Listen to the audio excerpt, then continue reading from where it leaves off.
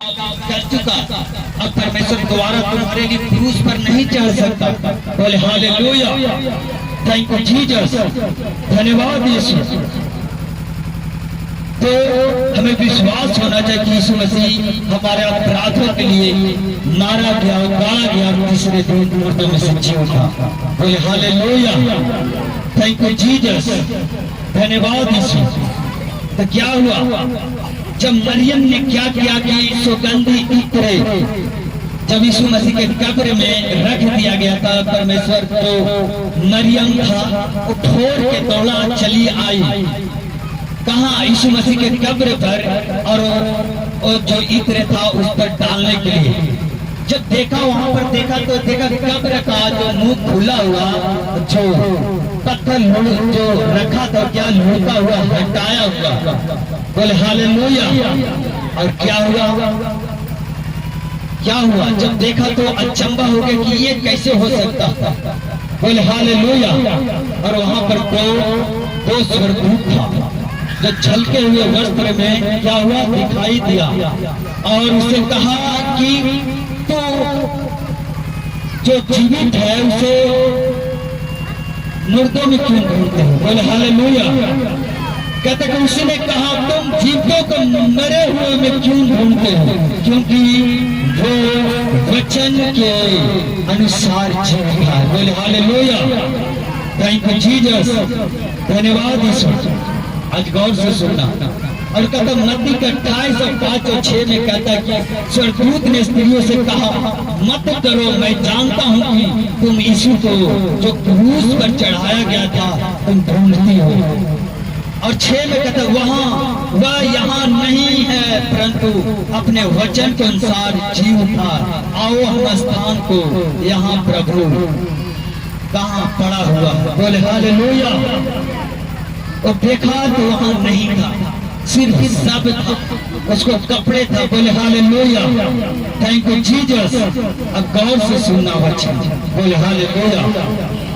जिस तरह यीशु मसीह जीत पाया उसी तरह तुम भी जीत पाया हुआ आदमी हो, क्योंकि एक राजा का बेटा राजा होता है कि नहीं।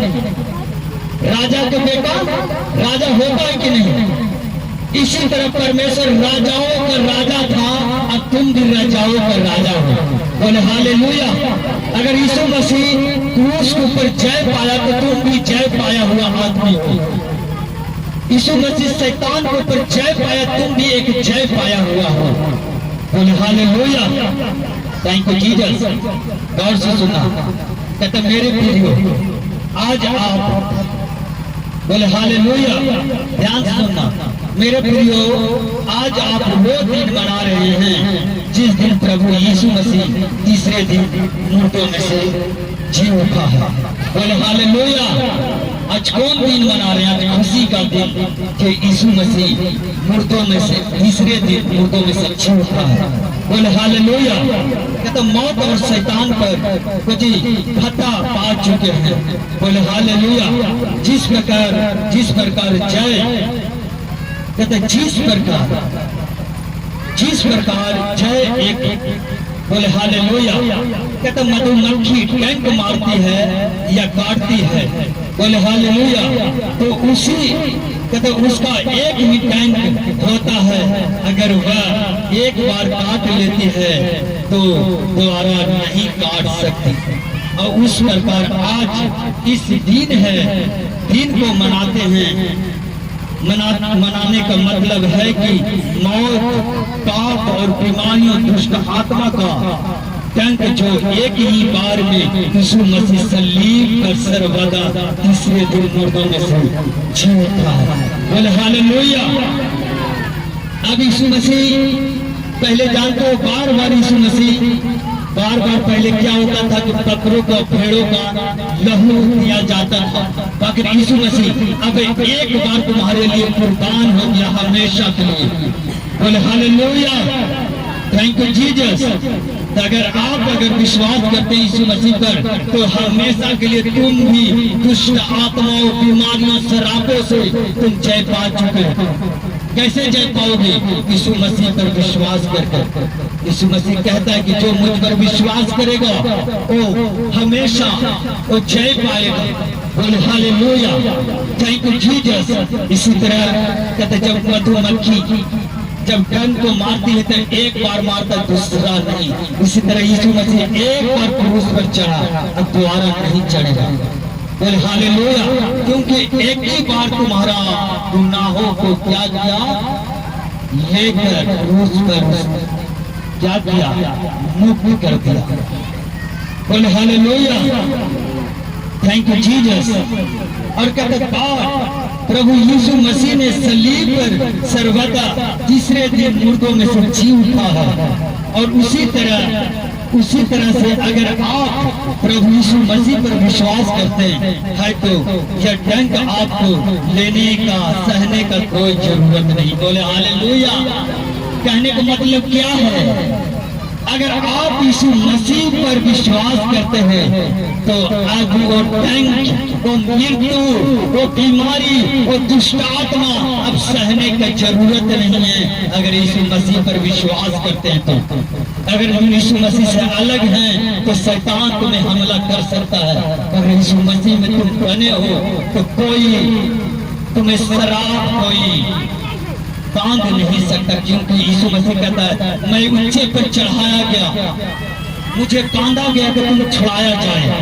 यीशु मसीह क्यों बांधा गया, क्रूस पर कोड़े क्यों मारा गया, लहू क्यों बहाया गया। यीशु मसीह कहता कि यीशु मसीह के बांधे जाने से तुम छुटकारा पाए। बोले हालेलुया, यीशु मसीह के कोड़े खाने से तुम चंगा हो चुका है। ऑलरेडी सब आदमी चंगा हो चुका है, मगर बशर्ते ध्यान नहीं देते, प्रभु के आज्ञा को फॉलो नहीं करते, इसलिए फिर जानबूझकर अपना संघर्ष खूब उठाते हो। यीशु मसीह ने कहा कि जो कोई मुझ पर विश्वास करेगा वो आनंद जीवन पाएगा। आज लोग विश्वास नहीं करते, आज लोग प्रभु यीशु मसीह पर भेद नहीं करते। बोले हालेलुया, कहता कि अगर बाइबल में कहता दूसरा कुरिन्थियों 4:7 में कहता देखो लिखा परंतु हमारे पास वह धन मिट्टी की है जो बर्तनों में रखा है कि यहाँ असीम सामर्थ भरी है, भरी ओर से नहीं वरन परमेश्वर की ओर से ठहराया हुआ है। बोले हालेलुया, बहुत अच्छा बात बोल रहे हैं कि जो खजाना था, जो शांति का खजाना, वो तो तेरे पास दे दिया परमेश्वर। कहते मिट्टी का जो बर्तन, यहाँ पर दूसरा कुरिन्थियों पढ़ोगे तो लिखा है, पढ़ोगे तो लिखा है कि दूसरा कुरिन्थियों 4:7 में इसमें पढ़ोगे देखो लिखा है परंतु हमारे पास वह धन जो मिट्टी के बर्तनों में रखा है कि यह असीम सामर्थ हमारी ओर से नहीं वरन परमेश्वर की ओर से ठहराया हुआ। बोले हालेलुया, कहते लेकिन आज लोग अपनी गलतियों की वजह से उस असीम सामर्थ के मतलब बहुत से कोई अंदाजा नहीं लगा सकता। परमेश्वर के सामर्थ कोई अंदाजा लगा सकता है, नहीं लगा सकता है। परमेश्वर कहते जो काम मनुष्य नहीं कर सकता वो परमेश्वर कर सकता है। बोले हालेलुया, कहते कि असीम सामर्थ कहते कि खो देते हैं जो परमेश्वर उन्हें देना चाहता है। कैसे खो देता है, ध्यान से सुना। परमेश्वर एक बहुत आयत का जीवन तुम्हें देना चाहता है। क्या? बहुत आयत का जीवन। बोले हालेलुया, कहते हैं अगर आप नशे करते हैं या विचार करते हैं आप शरीर में उस धन की शांति रख पाते तो परमेश्वर अपनी योजना को आप पर जाहिर नहीं करता। बोले हालेलुया, क्योंकि यीशु मसीह हमारे लिए जी उठा ताकि हम बचाए जाएं, उन्हें हमारे लिए कोड़े खाए ताकि हम बीमारियों से चंगे हो और हम बचाए और बंधनों से आजाद हो जाएं। लोग उसी की दी गई कुर्बानी का मूल्य नहीं जानते, इसलिए बार बार लोग खुद मुसीबत में आ जाते हैं। बोले हालेलुया, क्यों खो देते हैं? परमेश्वर की कुर्बानी के मूल्य नहीं जानते हैं, और परमेश्वर तुम्हारे ऊपर परमेश्वर अपना योजना को जाहिर करना चाहता है, अपना सामर्थ को जाहिर करना चाहते हैं, मगर लोग भूल जाते हैं। परमेश्वर कहते कि आज परमेश्वर को छोड़कर क्या करते हैं, नशे में चल जाते हैं, व्यभिचार में चल जाते हैं। वो शरीर, वो धन, जो धन परमेश्वर देना चाहता, वो धन को आप नहीं रखते हैं, वो धन को लेना चाहता जो परमेश्वर की ओर से नहीं है, जो वो धन रखते जो नशे, व्यभिचार, शारीरिक लालच से, अगर ये चीज है तो परमेश्वर के सामर्थ्य तुम पर कभी जाहिर नहीं होगा। बोले हालेलुया। कभी भी परमेश्वर आपसे बात नहीं कर सकता और आपको सही दिशा पवित्र आत्मा नहीं ले जा सकता। अगर आपको लाइफ में अगर नशे है, व्यभिचार है, चुगली है, दाम है, तो परमेश्वर कभी तुम्हें अगुवाई नहीं कर सकता। परमेश्वर चाहता है कि पूरा खजाना तुम्हें सौंप दिया है, उससे बहुत आयत से तुम उसे क्या कर सकते, यूज कर सकते। मगर आज प्रभु यीशु मसीह की कुर्बानी को नहीं जानते, मूल्य नहीं जानते, इसलिए आज लोग बहुत संघर्ष में बार बार पढ़ते हैं। बोले हालेलुया। आज अंग्रेजों से तो आजादी हो चुका है, कोरे से तो आजादी हो चुका है, बाकी एक और जो है काले से कौन आजादी करेगा? यीशु मसीह। काले का मतलब समझ रहे, अंधकार। अंधकार कौन है? शैतान। और शैतान से कौन जीत पाया? यीशु मसीह। आप लोग जानते कि पढ़े लिखे आदमी, आप लोग जानते होंगे कि अंग्रेजों से कौन आजाद किया था? जैसे गांधी जी, जवाहरलाल नेहरू, चंद्रशेखर आजाद, ऐसे ऐसे लोग था। वो तो गोरों से तो आजाद किया, बाकी इससे तो आजाद नहीं किया। इससे कौन आजाद किया? यीशु मसीह जो क्रूस के ऊपर कुर्बान हुआ और हमेशा के लिए शैतान पर, उसको मौत के ऊपर, डंक के ऊपर जय पाया। और आज भी अगर तुम विश्वास करते हो तो आज भी तुम भी शैतान के डंक के ऊपर तुम जीत पाए हो, उस शराब के ऊपर, उस बीमारी के ऊपर जीत पाए मेरे प्रियो। बोले हालेलुया, थैंक यू जीसस। अगर आप नशे करते हैं, व्यभिचार करते हैं, शारीरिक लालसा करते हैं, तो परमेश्वर वो धन को नहीं दे सकता। परमेश्वर कहते चाहे तो वो धन के रख ले, चाहे स्वर्गीय धन रख ले, बाकी दो को नहीं रख सकते। हमारा आत्मा पिता बता रहा था कि चाहे बाएं ओर बैठ सकता, चाहे दाएं ओर बैठ सकता, बाकी बीच में कौन है? बीच में नहीं बैठ सकता। बीच में एक कुर्सी जो लगा हुआ है जीसस है। चाहे शैतान के तू अधीन बन जाओ, चाहे परमेश्वर का अधीन बन जाओ, एक चीज कर सकते। चाहे शैतान के आराधना कर लो, चाहे परमेश्वर की आराधना कर लो। तुम सोचता है कि हम शैतान को भी काम कर ले और परमेश्वर की काम कर ले, तो तुम घर पे नहीं रहोगे, न घाट पे रहोगे। बोले हालेलुया, थैंक यू जीसस, धन्यवाद यीशु। इसी तरह हम कहते हैं कि प्रभु यीशु मसीह पर जो विश्वास करेगा वो हमेशा के लिए जय पाएगा। बोले हालेलुया, थैंक यू जीसस, धन्यवाद यीशु। तो हमेशा के लिए जय पाओगे। बोले हालेलुया। हम लोगों से ये नहीं कहते कि नशा छोड़ दो, छोड़ने की बात नहीं करते, बस छुड़ाने वाला कौन है? सब कुछ परमेश्वर के हाथ में है, हम कुछ नहीं कर सकते। सिर्फ हम कहते हैं कि जी सिर्फ परमेश्वर के वचन पर चलते रहो। एक दिन परमेश्वर तुम्हें जिस लेवल पर तुम सोचते हो उस लेवल पर परमेश्वर तुम्हें ले जाके छोड़ेगा। जानते कई बार 4-4 महीना सोचते कि नशे छोड़ दे, नशे छोड़ दे, बाकी नशे नहीं छोड़ पाते। 4 महीना नशा को छोड़े, फिर नशा करने लगे, कभी कभी 6 महीना छोड़े, फिर नशा करने लगे। बाकी हमारा बिलीफ था कि हम चर्च जाना कभी नहीं छोड़े, परमेश्वर का वचन पढ़ना नहीं छोड़े। एक दिन परमेश्वर पवित्र आत्मा की आवाज आया, और मैं आत्मिक पिता बोल रहा था, अगर तुम परमेश्वर को योजनाओं को पूरा करना चाहता है तो शरीर का मलिनता और आत्मिक मलिनता को निकाल दोगे जिस दिन वो परमेश्वर अपना योजना को तुम पर जाहिर कर देगा। तुमको बोले क्या यार, क्या बात बोले, शरीर का मलिनता क्या है और आत्मिक मलिनता क्या है?